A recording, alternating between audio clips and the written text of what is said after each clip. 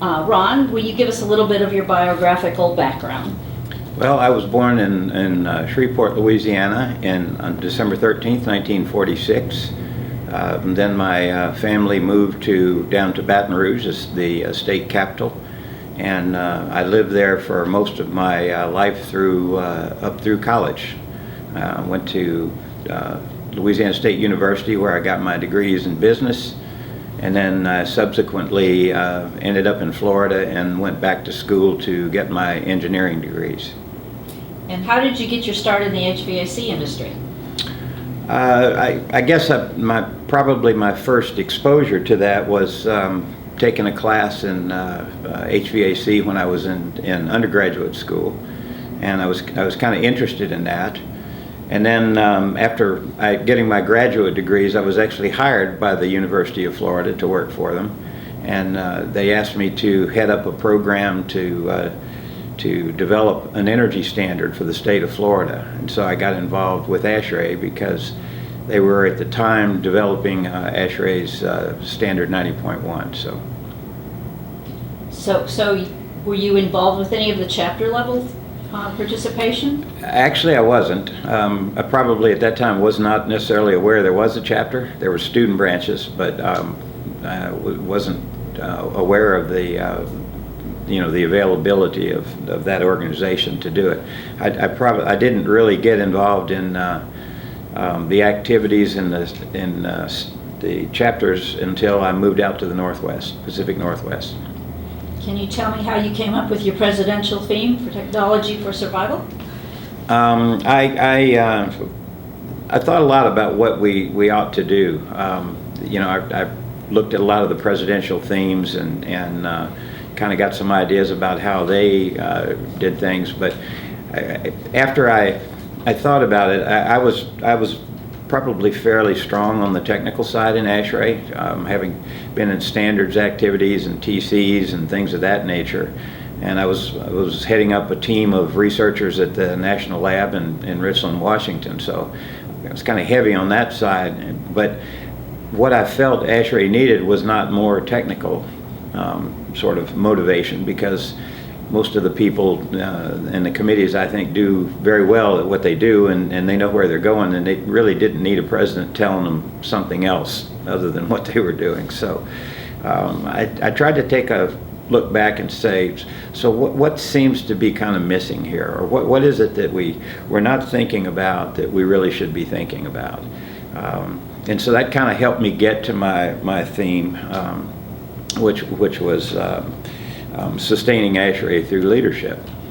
And it seemed to me that the thing that we really needed to concentrate on was the development of leadership, the teaching of leadership, the exercising of leadership in our organizations.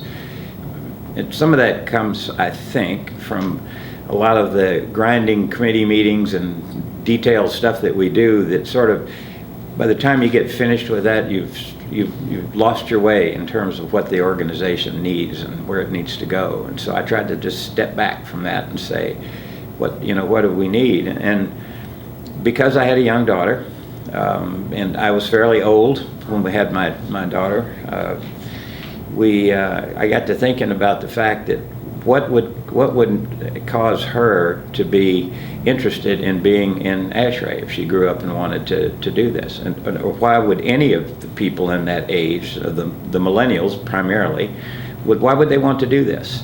What did ASHRAE offer for them? And its relative bureaucracy and staid kind of status, if you will, didn't seem to be very inviting.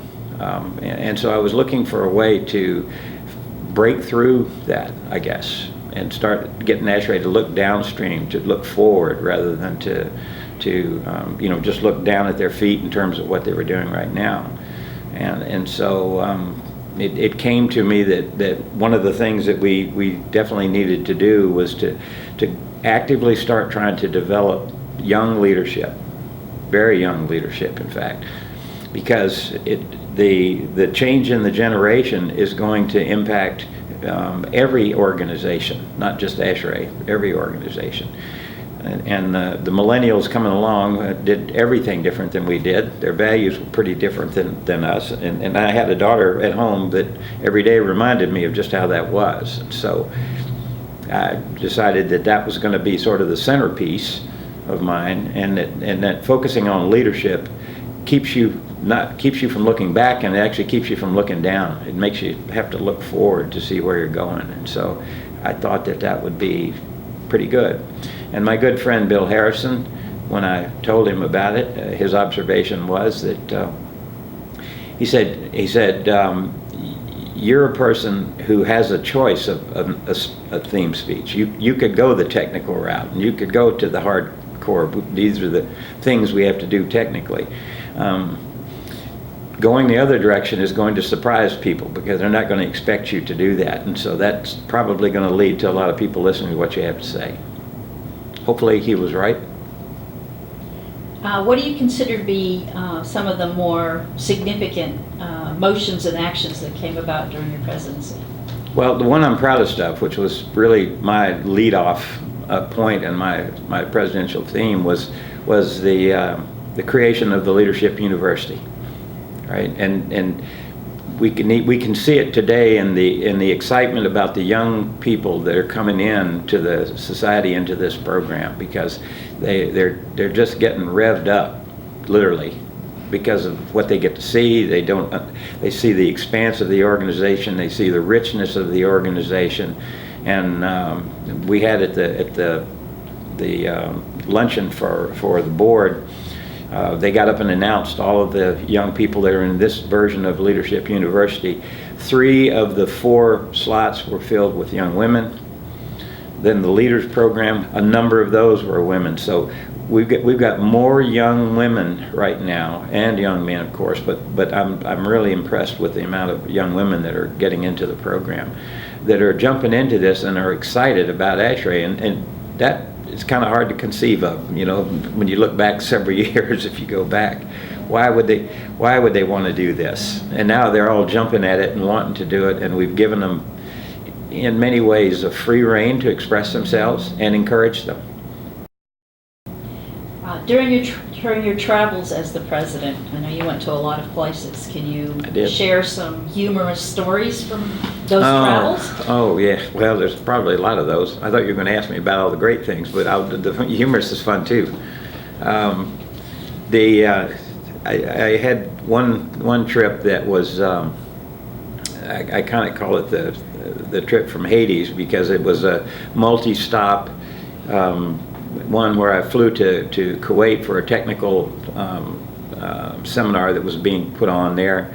Had to rush out of that one to take a red eye to Beijing for the Chinese Association of Refrigeration Expo, get up and take another flight to Timișoara, Romania for the RIVA conference, and then run out of there and get up to the UK and to London for something with SIBSI. But when I made the trip from China to Timișoara, I had to go through Paris. And at that point, somehow or another, my luggage, each piece of my luggage and myself had different ideas of, I guess, where we were going, because when we all landed that day, each of us was in a different city, none of which was my destination. And so one bag went to Frankfurt, one went to Vienna, and I got into Romania, but not to the city that I wanted. So nobody got home that night. And it's kind of interesting how messed up things can get in the process. I don't know that I'm trying to think of the things that were humorous. Not that I didn't enjoy things, which I absolutely did, but there's just many things you can find when you're with the people. If I could leave a message for anybody, it would be that the people, wherever you are around the world, are so much more amazingly alike than different when you get to know them. I've had the same conversation about family and children and kind of goals and things that you have or might have I've had those with people in the Middle East. I've had them with them in the Far East. I've had them in Africa. I've had them in Japan and Korea and everywhere else, it seems like. And absolutely, I can tell you that people are not that different. Our media sometimes portrays things very differently, and I think it does sometimes a disservice to people from other parts of the world. And I hoped that my sort of my travels and my willingness to sit down with the people and just have real conversations instead of posturing and being a president. Yes, you have the title, but being someone that they see as a friend and a colleague and someone that they could partner with, or someone that has an interest in what they do, which means that one has to learn to eat the food that they have, which is not easy for some people. It doesn't bother me. I grew up in southern Louisiana, and we ate stuff that grew by the side of the road and in the ditches and everything else, so I was pretty used to that. But I found that most of the people where I went, when they saw that I would eat whatever they would eat, they would get really excited. They thought that was amazing. The Nigerian chapter, when I went there, thought that was just the greatest thing in the world. I was eating the stuff that they were eating, and I could even figure out what it was sometimes. So, and they would laugh and just giggle and everything. And that's actually one of the funny points. After seeing that, and I told them that I had learned to eat with chopsticks well, so much so that when I visited the Korean organization right after I got back from Montreal, when I was inducted as a president, when I went to dinner the night when I got there, the first thing they said was, "You're very adept with chopsticks."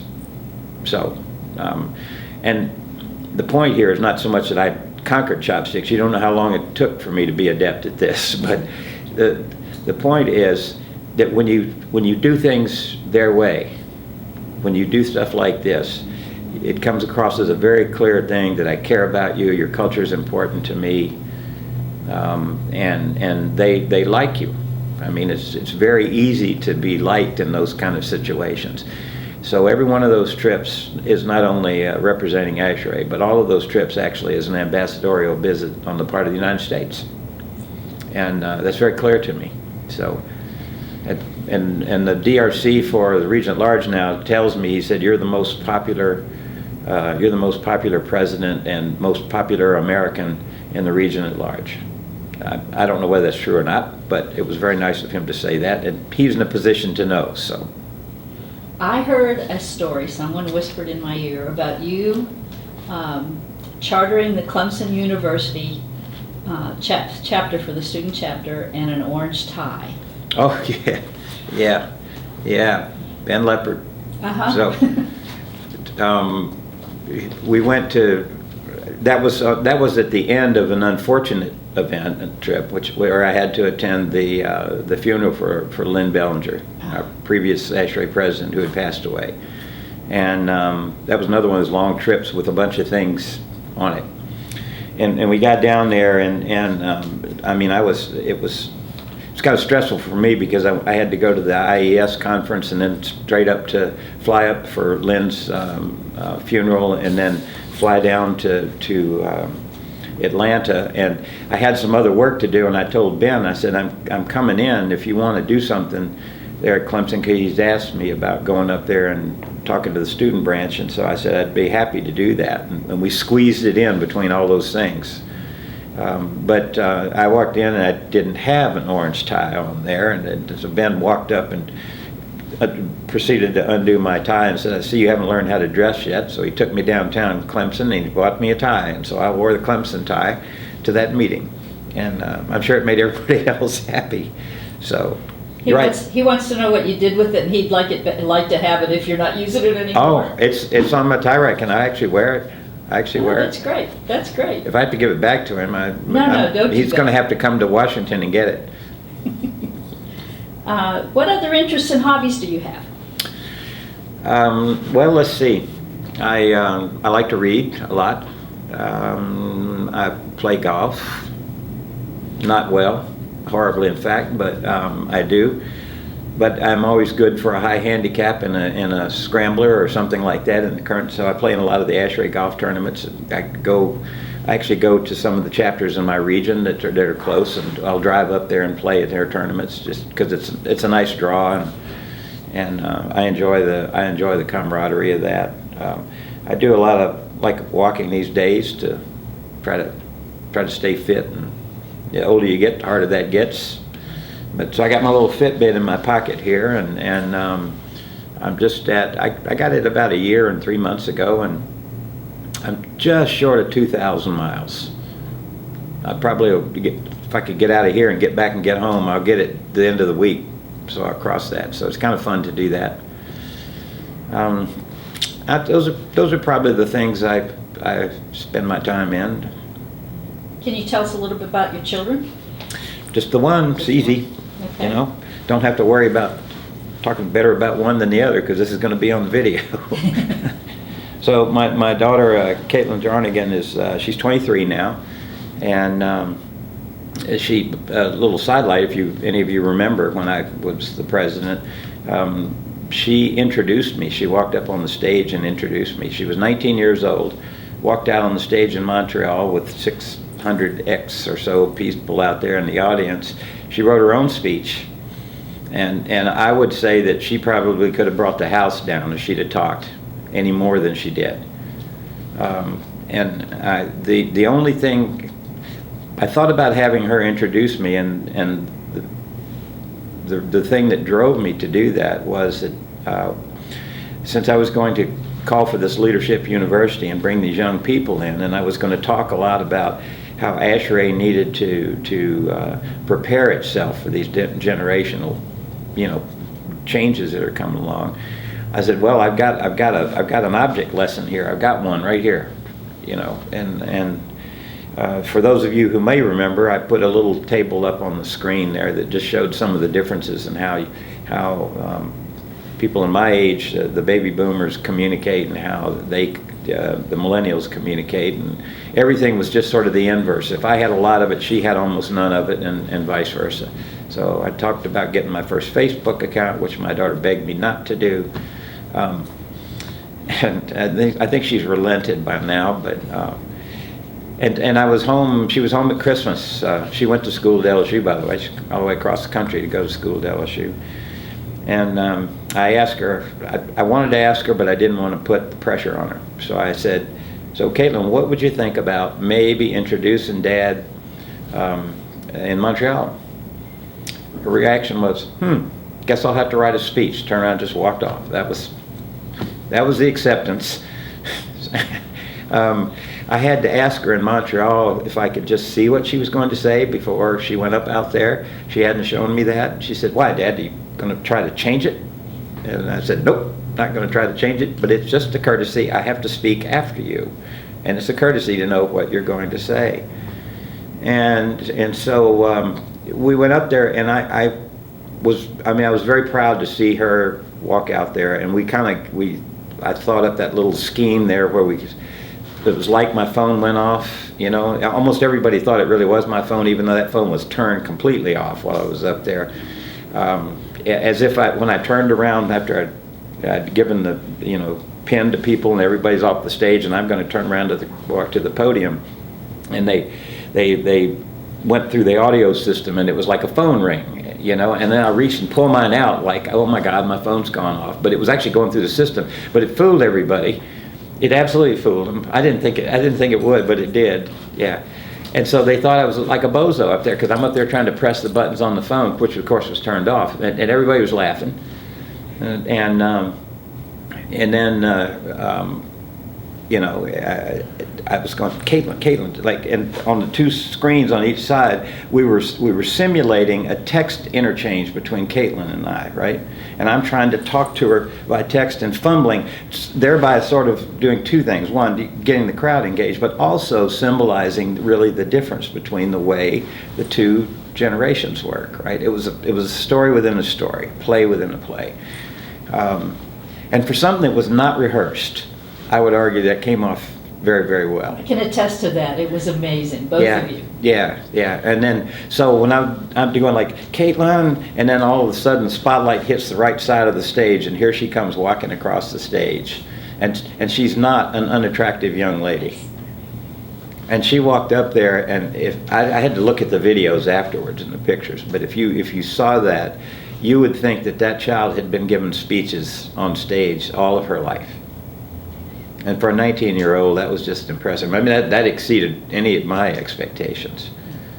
She was amazing. But there was one little thing that I overlooked, and I thought about it in passing, but it wasn't until I was up on the stage that I realized that I was going to be standing about 10 feet from my daughter when she did that. And I underestimated how emotional that moment was. It's not so much underestimated probably, but I was thinking about other things. And then I said, my God, you know, I've seen ASHRAE presidents get kind of tearful at the end, and that's fine. But starting at the beginning just ruins the moment, you know, and I didn't know what to do. And so I remembered there was an old W.C. Fields statement that said, never co-star with children or animals. And I was running that through my head while my daughter was talking, so if I had linked into a single word she said, I would have lost it completely. But she was a big part of it, because I can tell you, at that moment, I had everybody in the room's attention. Just because of the way we played that thing out, that everybody in the room attention. And I don't think anybody expected that kind of a start. So I was kind of actually proud of the way we staged that thing. But my daughter was the star. She was absolutely the star. I probably had 20 or 30 fathers come up to me and say, I was crying out in the audience. So. Have you got any ending comments to make? Well, I'm certainly very thankful for ASHRAE and the people in ASHRAE giving me the opportunity to serve as the president. I tried to do it with like every ounce of energy that I had and every bit of commitment. I tried to work hard to build the global partnerships that I talked about and been successful in many of those. It was just such a marvelous experience. It runs you half ragged to death, but if it had the opportunity came again, I'd do it again. It was just that good, and I was very proud to represent the organization and get to go pretty much everywhere in the world. I was gone for about 275 days that year, so you were always busy. Let's put it that way. Well, thank you, Ron. Thank you so much.